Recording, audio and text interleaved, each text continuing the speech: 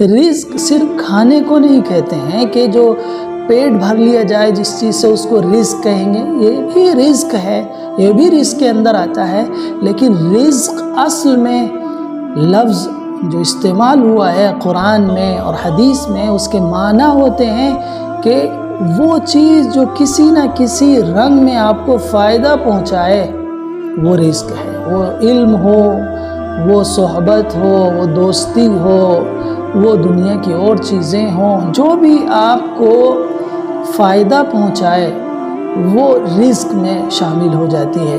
ہر جائز چیز، یہ شرط ہے رزق کے اندر وہ چیز آئیں گی جو جائز ہوں، حلال طریقے سے حاصل کی گئی ہوں، ان سے آپ فائدہ اٹھاتے ہیں، ان سے آپ لطف لیتے ہیں، ان کو اپنے فائدے کے لیے استعمال کرتے ہیں، وہ رزق ہے۔ تو یہ بہت بڑا دائرہ ہے رزق کا، یہ آپ کی ہر چیز اس کے اندر شامل ہو جاتی ہے۔ آپ اچھا سوچتے ہیں، آپ کے اندر سوچنے سمجھنے کی صلاحیت ہے، فہم ہے، انڈرسٹینڈنگ ہے، وزڈم ہے، یہ اللہ کا ایک عطیہ ہے، انعام ہے، یہ بھی رزق ہے۔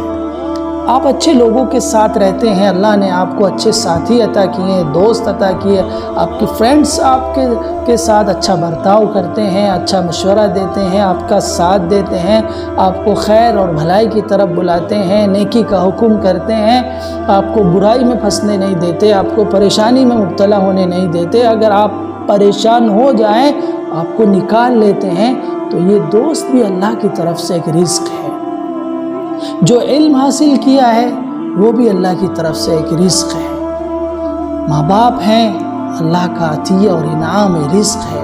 بیوی بچے ہیں، اللہ کا رزق ہے، اللہ کا عطیہ اور انعام ہے۔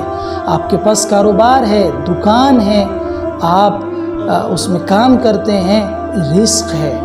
تو یہ ہر وہ چیز جو آپ کو فائدہ پہنچائے کسی نہ کسی رنگ میں، وہ رزق کہلاتا ہے۔ تو